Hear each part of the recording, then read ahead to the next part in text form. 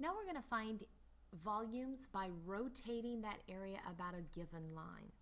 Now the good news is we're going to stick with horizontal lines, so that information is going to be very similar to what we did with the x-axis. There's just going to be a small amount of tweaking needing to be done.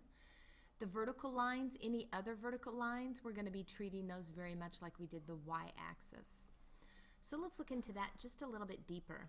Now when we are looking at rotating it about a horizontal line, we're still going to be dealing with disc or washers. So you're just going to be looking to see, does that area butt up directly against that line of rotation, or is there an area in between the given area and that line of rotation? Because if there is, then you'll have a washer, of course. Now when you're looking at a horizontal line, it's going to be in the form of y equals some number.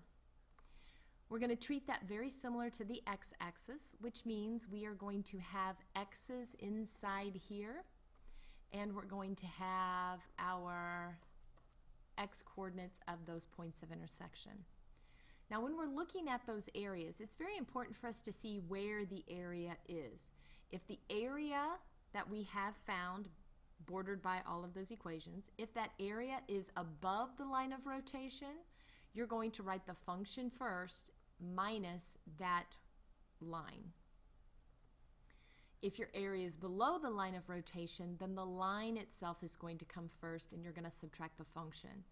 Remember, we're talking about that x-axis, so we are thinking top minus bottom.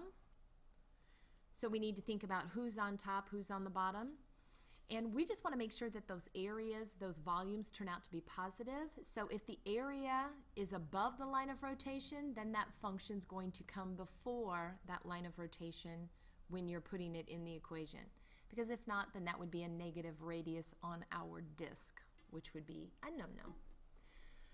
Well, when you're doing the vertical line, very similar to the y-axis, so we're thinking right and left. Whoever is on the right side, that's going to come first. So if the area is to the right of your line of rotation, then that function's going to come first, and you're going to be subtracting whatever that vertical line is. If the area is to the left of the line, then the line's going to come first. But because we are vertical in nature, we're going to treat it very similarly to the y-axis. So you're going to be all about the y's. Okay? Now when you're thinking about a washer situation, you always want to make sure that it's the big circle, which means this is the big radius is being squared minus the small circle, which is that little r squared. Okay, so let's look at some examples because this can be quite exciting, so to speak. So we're going to look at some examples. Now, first thing you want to do is graph it. Same thing applies here as with the volume when it's rotated about an axis. If you're rotated about a horizontal line, then that means you have to have x's in your integral, which means you're going to have your equation set up y equals. There's nothing we can do about it. Area is the only one that we can personally decide if we're going to take it with respect to x or with respect to y.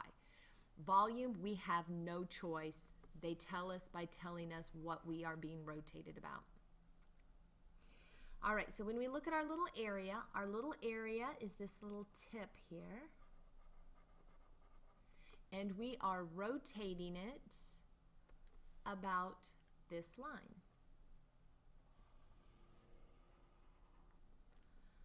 Okay, let me try that one more time. There we go. So we're rotating it around this pink line. So when we're looking at this area sits right up against my line of rotation, so this is going to be a disk, which means when I do my volume, I'm going to have pi r squared. I do need to find out what these points of intersection are, these points right here, because I need to know how far to the left and how far to the right I'm going to go. Well, if you set these two equal to each other, 1 equals 2, my equal sign looks like an inequality. Okay, 1 equals 2 minus x squared. So if I take my -2, subtract 2 over, and then divide, I get 1 equals x squared, which means I've got 1 and -1. So I'm going to go from -1 to +1. And then I need to think about where that area is. Remember, if the area is above your line of rotation, then that function comes first. You're going to subtract this line of rotation. So the area is above that line of rotation, so it gets to come first. And you're going to subtract your line of rotation, which is y equals 1. So that's going to be a -1. That's your radius. And you're going to square it because it's pi r squared. So there's your areas. And remember, your integral is going to take it to that volume. It's going to be your height. So you graph your area, find those points of intersection, get those on there. Don't forget you've got your pi, and we're pulling it out so that we can come up with a nice pretty fraction. This is going to be our radius. The radius of our nice pretty little disc. So when this is rotated about, it's going to kind of make a lopsided ball bearing. But this is going to be our radius. We want it to be a positive radius, so we're going to start with the function on top, which is our 2 minus x squared, and we're going to subtract the function on the bottom, which is our y equals 1. So there's my integral. I'm going to integrate, which is going to give me 16 pi over 15. Okay, so let's look at another one to make sure this isn't quite so cloudy. I graphed my y equals x, so that's this line right here. Here's y equals x. And then my y equals 3. Now let's stay with the purple. So that's this guy right here. And then of course I have my x equals 0. So this is the area I'm looking at. That's the area that's bound by all 3 graphs. Now I'm going to rotate this about my y equals 4 line. That's up here. Ooh, that little line right up here.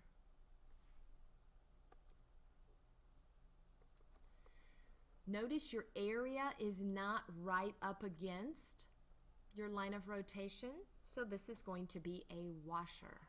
So I'm rotating about this line, it's going to create a washer. When I do that, I need to have my big radius squared minus my little radius squared. I'm going to get things going. I'm going to pull that pi out in front, and we are going, remember this is with respect to the y equals x line, so it's all about the x's, so we want to find out what these 2 points of intersection are. If you set them equal to each other,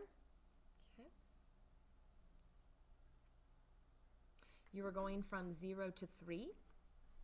So from 0 to 3, because if you set y equals x, y equals 3, so x equals 3. We need to do that big radius, so that's going to be that guy right there. Now your area is below that line of rotation, so that means that big radius is going to be 4 minus that function, which is x. So there's that small, or that big radius, okay? You're going line of rotation, which is 4, minus that function, that's going to be the big radius. And then you're going to subtract the little radius. So minus, that line of rotation is still the bigger value, so it's going to be 4 minus this function here, which is the 3.